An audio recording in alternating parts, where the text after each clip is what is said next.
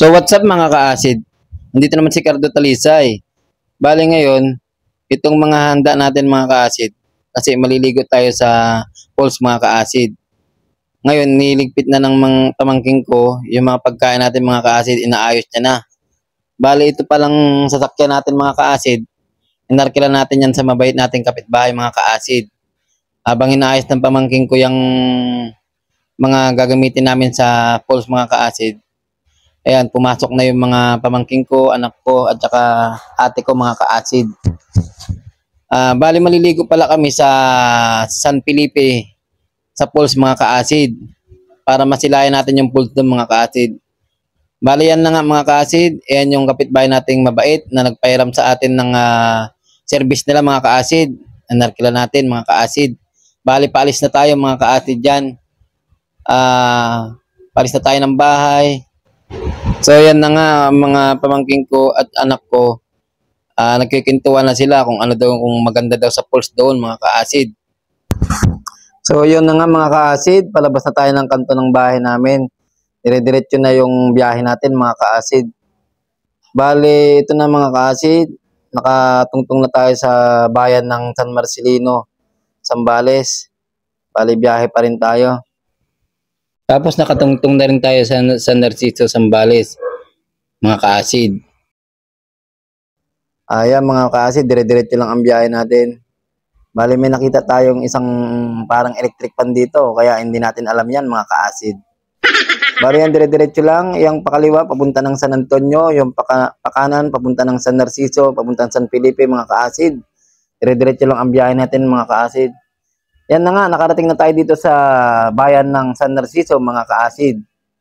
Dire-diretso lang ang biyahe natin hanggang nakapunta na tayo dito sa may tulay ng inabutan ng lahar mga ka-acid.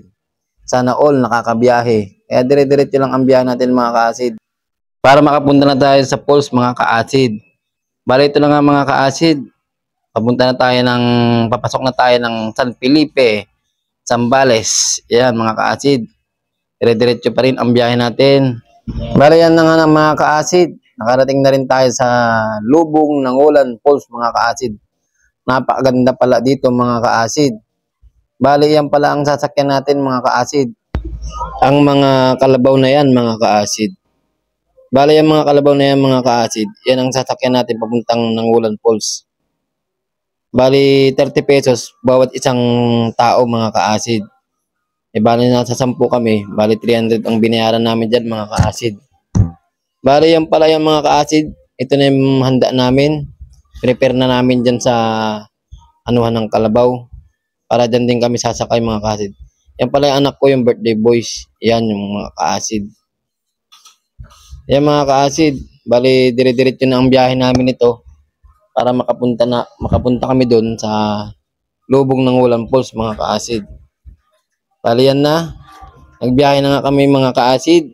Itong kalabaw medyo hinihingal na siya mga ka-acid, at kailangan niya na yatang kumain ng dabo mga ka-acid. At si Cardo Talisay naman medyo tuwang-tuwa, at medyo ngayon lang tayo nakasakay ng medyo kalabaw, na dihila tayo ng kalabaw mga ka-acid, para tayong bata niyan mga ka-acid. Bale yan, dire-diretso lang ang biyahe natin mga ka-acid. Bale si Cardo, panay ang ngiti dyan mga ka-acid.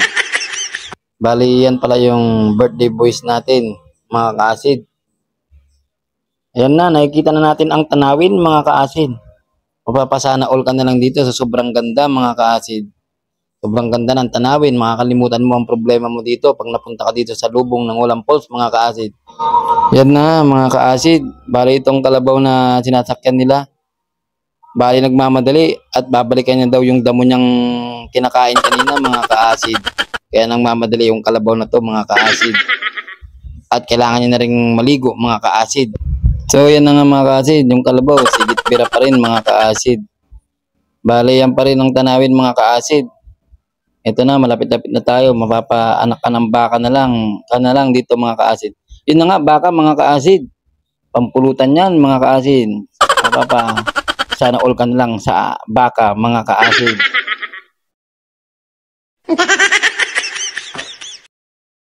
Yan na nga mga ka-acid, dire-diretso lang ang biyahe natin. Yan na nga ang anak ko at saka pamangkin ko. Ayan, Papasana all ka na lang talaga. Yan katabi ko naman dyan mga ka-acid, yung asawa ko mga ka-acid. Ayan, bali 10 minutes din kami nagbiyahe niyan mga ka-acid. Bali saglitan lang yan mga ka-acid. Ayan na. Bali malapit-lapit na rin tayo mga ka-acid at naaamoy ko na ang pulse mga ka-acid. Dire-diretso lang tayo mga ka-acid. At ayan na nga, nakita ko na ang pulse mga ka-acid. Ang karatula lang pala mga ka-acid. Ayan na, dire-diretso pa rin tayo. Medyo yan. Yan dati yung naiwanan ko yung ano, yung dating walang tubig dyan mga ka-acid. Medyo may naiwan din tayo dyan mga ka-acid. Yan dati yung pinuntahan namin dyan mga ka-acid. Ito na nga, lalakarin natin yung ano dito mga ka-acid, bato-batuhan pa dyan.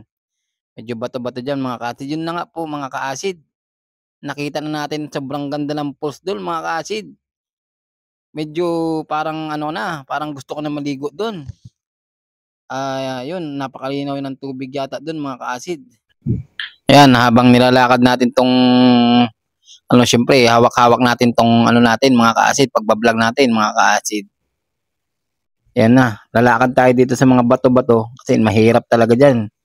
Pag magkamali ka dyan mga ka-acid, sigurado dyan. Kaya kailangan yung mga bata, medyo mag-iingat din sa paglalakad dyan. Kasi syempre, ang bato niyan, medyo matigas yan talaga, mga ka-acid. Bali, ang ano pala dyan mga ka-acid, bali may 500 dyan na babayaran kang cottage. Tapos may 1,000. Bali, ang napili naming cottage dyan, yung tagdagwa 1,000 kasi medyo malapit sa pulse mga ka-acid. Bali, yan pala dyan mga ka-acid, may entrance sila dyan. Ang entrance nila dyan, 40 sa adult, 30 naman sa bata. Kaya bali nagbayad din kami ng 500 dyan mga ka-acid. So yun nga mga ka-acid, pumunta na tayo ng pinaka-ano natin dyan, yung pinaka-cottage natin. Ano, nakikita ko na, sobrang dami naliligo mga ka-acid. Napakaganda ng tanawin mga ka-acid. Napakalamig ng tubig dyan mga ka-acid. Kung gusto nyo maligo dyan sa Nangolan Falls, lubong Nangolan Falls mga ka-acid sa San Felipe, napakasarap at napakalamig ng tubig. Talagang hindi ka mananawa dahil napakasarap at malinis pa mga ka-acid. Yan no. Tignan mo naman mga ka-acid dyan. May ginagawa pang swimming pool dyan eh. So ito na nga mga ka-acid. Yan na yung binakahanda namin. Prepare namin. Medyo ito nga. Medyo may naiwanan pa tayong gamit. Kaya kailangan namin bumili sa market. Kasi may naiwanan kaming gamit mga ka-acid. Sobrang pagmamadali ni Cardo Talisay. Gustong gusto ko nang tumalon sa pools mga ka-acid. Kaya yun, nakalimutan ko na mga ka-acid. So yan na nga mga ka-acid. Pambug-hambog na si Cardo dyan. I-testingan na ni Cardo kung malamig talaga ang tubig. Nako, parang ayokong tumapak dahil napakalamig ng tubig mga ka-acid. Sobrang lamig talaga.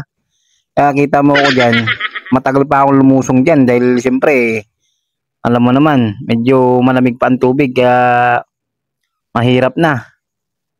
Yan mga ka-acid, tinetesting ko kung ano dyan. Medyo mabato-bato pala dyan mga ka-acid. Kaya kailangan yung mga bata dyan, dito lang sa mababaw para ano.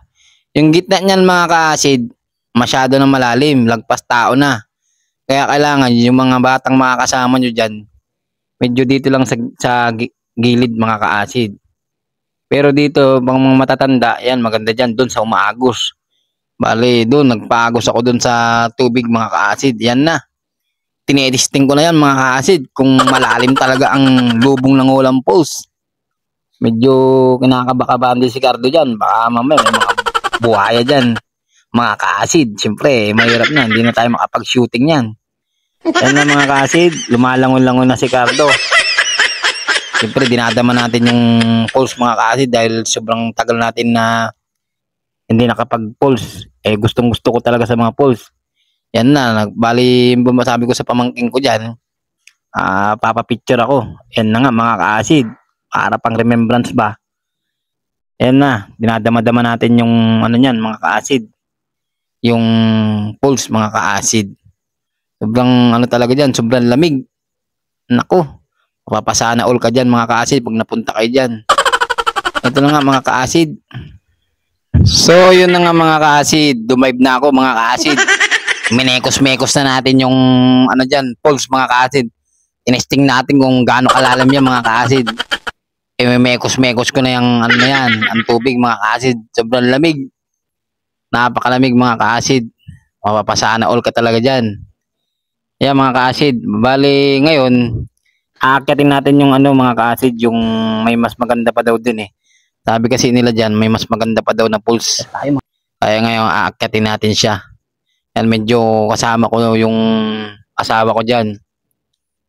Kaya sabi ko sa kanya, akyatin namin at silipin namin kung gaano pa kaganda dun sa taas. Kasi may taas pa daw yan mga ka-acid eh. So yun na nga mga ka-acid, medyo nakarating na tayo dun sa taas. Ayan, papakita ko sa inyo kung gaano pa aganda yung taas na yan mga ka-acid. Bali yan, andyan lang kami ni Mrs. ko, bali nasa gitna lang kami. Kasi medyo hinihingal na si Mrs. ko dyan, medyo packet din kasi yan mga ka-acid eh. Kaya medyo sabi ko sa kanya, balik na lang ulit ako doon, kasama ko yung pamangking ko mga ka-acid. Para tatalon si Cardo doon. Titignan natin kung kaya natin tumalon o hindi mga ka-acid, para masama na tayo sa Batang Quiapo mga ka-acid, kay Coco Martin. Yan na mga ka-acid, yan na nga mga ka-acid. Bale yan mga ka-acid, nag-decision na nga kaming bumaba dyan ni Mrs. ko. Sabi ko babalikan ko na lang yan para magtatalon talaga ako dyan. Kasi kursunada ni Cardo tumalon para ma-extra tayo sa Batang Quiapo mga ka-acid. So ito na nga, bali pinunta na namin, binalikan na namin ng pamangking ko mga ka-acid. Dalawa na kaming umakyat dito. Ito na nga, napakaganda, nakikita na natin talaga na napakaganda sa taas. Ito na yung pinakataas mga ka-acid. Bali yan dyan, hanggang 4 ka lang dyan. Pwedeng bumaba ka na, kailangan bumaba ka na dyan mga ka-acid. May nakasulat dyan na 4 PM, kailangan bumaba ka na. Hindi ka pwedeng umabot dyan ng 6 PM mga ka-acid. So yan na nga mga ka-acid, hambog-habog na si Cardo. Yan na, pinapakita ko na yung liit ng katawan ko mga ka-acid. Yan na, lalaki ng tiyan ko dyan mga ka-acid. Kakain lang ni Cardo dyan, sobrang dami kasing pagkain, kaya napakain tayo. So yan na nga, tinetesting natin kung makakatalon tayo. Para ito nga, titignan natin para sa Batang Quiapo, maano na tayo. Yan na nga mga ka-acid, tumalaw na si Cardo dyan para maano na tayo. Kung sumabog na kunyari yung mga kotse, yan na tayo mga ka-acid. Para tinesting natin, napakalamig ng tubig mga ka-acid. Salamat mga ka-acid.